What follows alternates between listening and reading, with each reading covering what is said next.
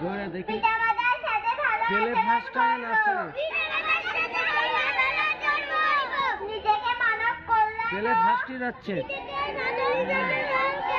জ্ঞান সাধনায় নিয়োজিত রাখবো। সর্বদা সত্য কথা বলবো। আমি আরো ওয়াদা করছি যে প্রতিষ্ঠানের নিয়ম কানুন মেনে চলবো। ছোটদের স্নেহ করবো। বড়দের শ্রদ্ধা করবো। প্রতিষ্ঠানের সুনাম বৃদ্ধি করবো। দেশ ও জাতির কল্যাণে নিজেকে নিয়োজিত রাখবো। হে আল্লাহ, আমাকে